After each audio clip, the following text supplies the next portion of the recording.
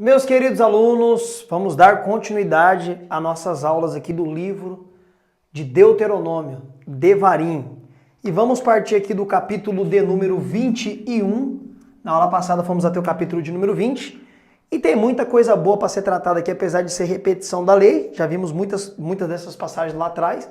Mas tem muitas coisas legais aqui a serem tratadas, tá bom? Então, espero que, como sempre, você esteja com o seu caderno, com a sua caneta, com a sua Bíblia em mãos para fazer as suas anotações. Capítulo de número 21, a expiação pelo morto achado no campo. Quando achava-se uma pessoa lá, um homem lá caído lá, um homem caído lá, morto.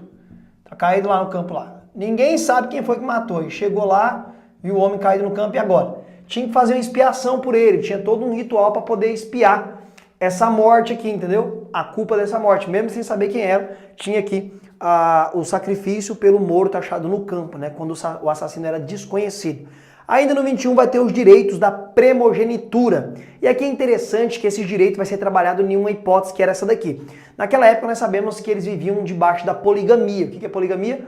Um homem poderia ter mais de uma mulher, pessoal. E muitos tinham mais de uma mulher. Porém, essas mais de uma mulher, geralmente as segundas mulheres seriam concubinas, né? Ou até mesmo escravas ou servas da mulher que ele casou. Então, o filho que ele tivesse com a primeira mulher, que era esposa mesmo, que não era concubina, não era escrava, ele teria o direito da primogenitura. Ou o texto também vai dizer a mulher que ele ama, né? Como se ele não amasse a outra, não sabemos ao certo, né? Mas o filho que teria direito à primogenitura, ou seja, que seria o líder depois que o pai morresse, teria direito a toda a fortuna, todo o clã, seria o filho que ele teve com a mulher mesmo. Isso você vê até mesmo na vida de Abraão, né? Quando a própria Sara manda Agar, a sua escrava, embora com Ismael. Então você vê isso daqui na vida de Abraão. Então o direito de primogenitura seria da esposa mesmo, da primeira mulher dele. A segunda não poderia reclamar esse direito para o seu filho se ele tivesse filho com as duas. Ou com 3, 4 mulheres assim se ele tivesse, tá bom? E aqui também, pessoal, vai ter algo muito legal. Os filhos desobedientes, né? Aqueles que são desobedientes, são mortos por apedrejamento. É isso mesmo, pessoal. Filho desobediente. Só um momento. Perdão, pessoal. Filhos que eram desobedientes eram punidos por apedrejamento e morte. Como isso acontecia? O pai corrigiu o filho, mas a mãe, o filho não estava nem aí, continuava sendo desobediente. Era levado para os anciões da cidade, tá bom? Para aqueles que comandavam ali como líderes. E eles levavam esse jovem aí, né, essa criança, se fosse criança ou jovem, na porta da cidade. E ele era apedrejado mesmo e morria ali e não tinha mais o que fazer, tá, pessoal? Não tinha o que fazer mesmo. Capítulo de número 22. O que vai ter no 22 aí? Os vestidos dos homens e das mulheres. Lembrando que nesse contexto os homens e mulheres usavam túnicas, ok? E muitas pessoas, né, falam assim, ó, não pode usar roupa de homem e de mulher. Pega desse texto aqui de Deuteronômio, capítulo de número 22. Só que quando as pessoas querem usar esse texto nos dias de hoje, muitas pessoas falam o seguinte, mulher não pode usar calça jeans, porque é roupa de homem. Isso é um grande equívoco, a Bíblia nunca ensinou isso. Primeiro que nesse contexto nem existia calça, pessoal. Como é que faz uma calça aqui? Pera aí, nossa, que calça mais feia. Ai, é mais ou menos assim. Então, nesse contexto, nem existia calça, pessoal. Não tinha essa ideia de calça. O que Deus proíbe aqui é o homem, naquele contexto, usar a túnica de mulher e a mulher usar a túnica de homem. Lembrando que todo mundo usava aquele vestidão grandão, né? Aquele vestidão que vinha até embaixo aqui. Que tá a cabecinha do homem, que, nossa, meu Deus do céu, que feio. Então usava esse vestidão. E qual que era a diferença, para desenhar eu sou péssimo, misericórdia. Qual que era a diferença do vestido, da túnica do homem para a túnica da mulher? Era simplesmente um cinto na altura da cintura. Os homens usavam um cinto na altura da cintura para diferenciar o vestido dele como vestido masculino. E às vezes também a cor do vestido também demonstraria qual era o vestido de homem e qual era o vestido de mulher. É isso que Deus está proibindo. Nos dias de hoje tem a calça jeans masculina? Usa masculino homem. Tem a calça jeans feminina? A menina usa a calça jeans feminina. Mas é claro, pessoal, se a sua igreja não concorda com isso, eu não tenho problema nenhum com isso. Daí é as normas internas da sua igreja e cada igreja põe as suas normas internas. Mas não é mandamento bíblico, tá bom? Aqui também, ainda dentro do capítulo de número 22, vai ter aqui a pena pelos pecados cometidos contra as mulheres. Tá vendo que Deus aqui, ele sempre também abençoou e guardou e privou pela segurança das mulheres. Mesmo a sociedade nesse contexto aqui sendo muito machista, né? A mulher quase não tinha espaço. na lei de Deus, que era bem diferente da lei dos outros povos, elas tinham a sua segurança. E como que isso acontecia? Geralmente era quando ia dar o casamento. Se eu pegasse minha esposa, levasse para minha casa e por algum motivo ela me aborreceu, não curti muito ficar com ela, e eu acusasse lá perante todo mundo, ó, ela não era mais virgem. Eu peguei, ela não é virgem. Então teria todo um tratamento diferenciado, eu devolveria ela pro pai dela. O pai dela pegaria ela, levaria ela nos anciões da cidade. Eles faziam um teste que eu não sei como que é esse teste. A Bíblia fala que é um tipo de lençol que eles estendiam e não sei como que eles conseguiam constatar se era virgem ou não. Se fosse constatado que a moça realmente era virgem e eu só não quis mais ficar com ela, eu seria punido, eu teria que pagar um bom dinheiro lá e talvez eu era até castigado ali, apanhando. Mas caso contrário, se realmente fosse provado que a moça não era virgem, que ela tinha tido relações sexuais antes de casar, essa moça era levada na frente da casa do pai dela e ali ela era apedrejada até a morte.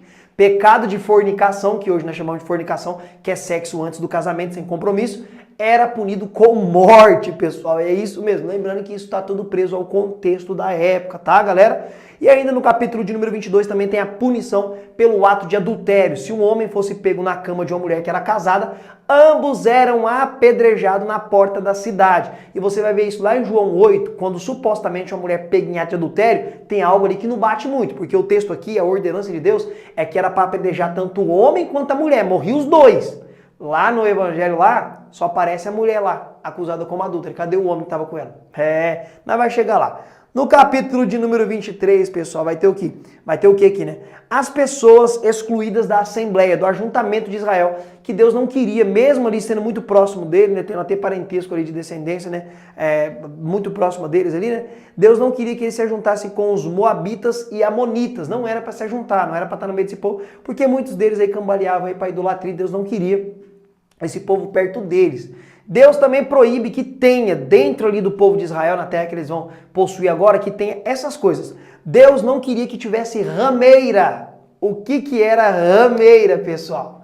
Rameira era isso daqui, ó.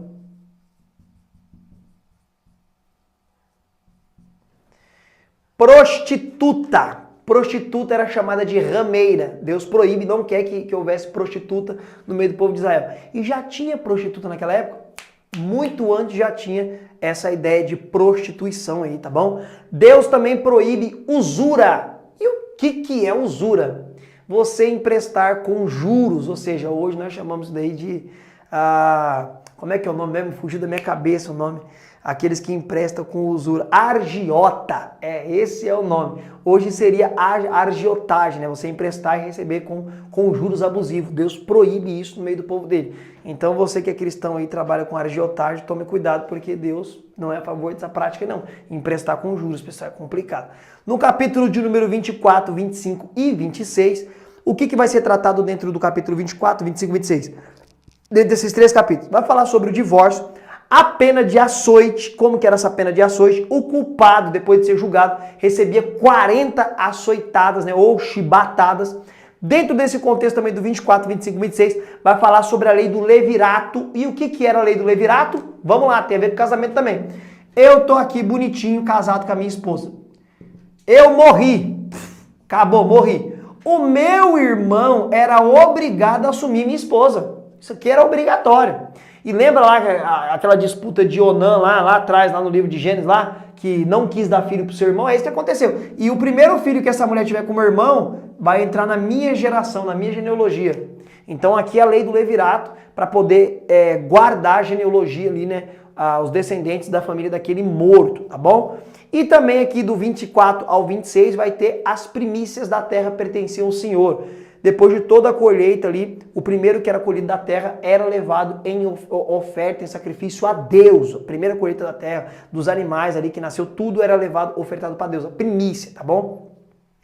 No capítulo de número 27, Deus ordena que após eles atravessarem o Jordão, eles estão aqui, quando chegar aqui do outro lado, era para levantar uma grande placa, tipo uma pedra, com todos os mandamentos do Senhor, tipo um memorial ali, né? Aquela grande placa com a lei de Deus. Após o Jordão era para fazer isso e eles fizeram. E seria muito fascinante vocês acharem essa placa, né? Não sabe o que acontecemos com essa placa. E aqui no 27 Deus já vai falar sobre algumas maldições, né? Por quê, né? Vai falar aqui que o salário da desobediência, se você for desobediente, não for obediente a Deus, você vai ser amaldiçoado. Não tem o que fazer, pessoal, não tem o que fazer. É dentro desse contexto aqui, do 27 até o 30, que vai sair aquela ideia lá que Deus nos chamou por cabeça e não nos chamou por cauda, pessoal. E é muito importante nós entendermos que essa expressão que Deus chamou por cabeça e não por cauda é dentro do livro de Deuteronômio, na verdade, né? Na verdade, é dentro de Deuteronômio que está essa expressão. Deus nos chamou por cabeça e não por cauda. Como que ela é entendida? Ela é entendida nesse contexto. Deus queria que a nação de Israel, vou colocar aqui um representante da nação de Israel, era para ser cabeça das outras nações e não estar por baixo, ser cauda. Ou seja, era para o povo de Israel influenciar as outras nações. Mas na verdade acontecia o seguinte, eles eram influenciados pelas outras, era o contrário.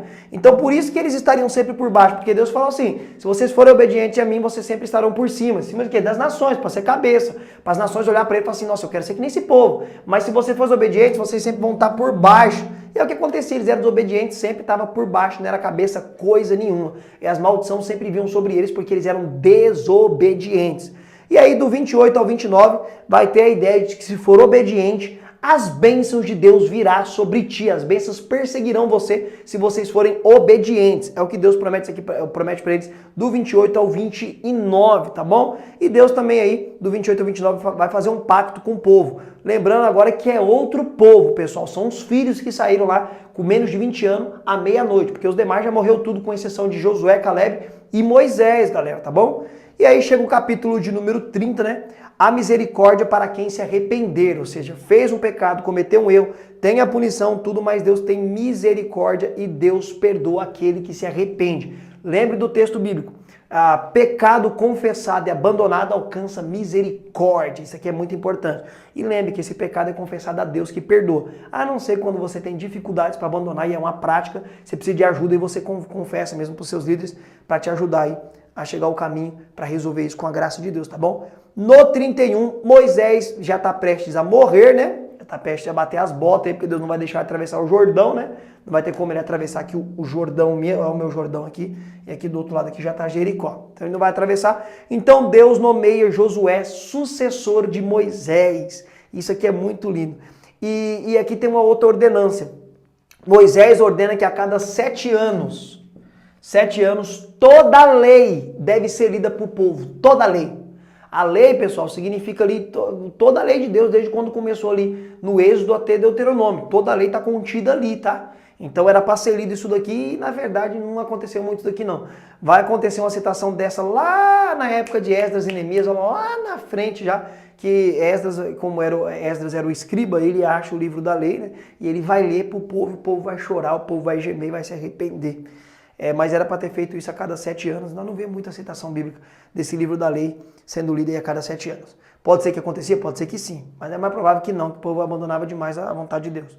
E ainda dentro do 31 vai ter um cântico que Deus vai colocar nos lábios de Josué. Ele vai cantar a Deus aí por essa dádiva de agora ser um líder, sucessor de Moisés. Você imagina que peso, né, pessoal? Ser o sucessor do grande líder que Deus levantou, que foi Moisés. No 33, Moisés vai abençoar as tribos. Ele vai chamar ali os líderes das tribos, né? Ele vai abençoar cada tribo de Israel, as 12 tribos, ele vai abençoar antes que eles atravessem o Jordão para tomar posse da promessa. No 34 está escrito que Moisés sobe no Monte Nebo e dali ele vê toda a terra prometida que dá para ver na altura dos seus olhos, não todo Israel, pessoal. Se fosse um olho de águia, né? Ele vê boa parte ali da onde que a sua vista alcançava, Jericó, tudo tal, algumas planícies. E ali mesmo ele morre no Monte Nebo. E aí alguém pode perguntar, mas se foi Moisés que escreveu o livro de Deuteronômio, como é que ele escreve sobre a morte dele, né? Tem essa grande dúvida aí, né? Grande dúvida. E aí, como que ele escreveu sobre a morte dele? Nós entendemos que esses últimos capítulos aqui do livro aqui de Deuteronômio foi Josué que escreveu, porque Moisés morreu, né? Josué viu ele subindo no Monte Nebo e ali ele morreu e o texto diz que Deus o sepultou em uma daquelas montanhas e ninguém sabe aonde está o corpo de Moisés até hoje. E até lá no livro de Judas, no final da Bíblia, vai falar sobre o corpo de Moisés. Mas aqui finda-se a história do grande legislador, profeta chamado Moisés, um dos maiores homens de Deus que a terra já viu e recebeu, né? E a terra teve o privilégio desse homem nascer e pisar aqui, né? Um grande homem usado por Deus. E aqui encerramos o nosso livro de Deuteronômios, Devarim. Espero que você tenha gostado da exposição do livro de Deuteronômio. Passamos pelos primeiros 5 livros de Moisés, né? Ou a lei, a Torá, o Pentateuco. Espero que você tenha amado e na próxima aula nós vamos começar aí com o livro de Josué e começa as conquistas aí da terra prometida, amém? Até a próxima aula com a graça de Cristo Jesus.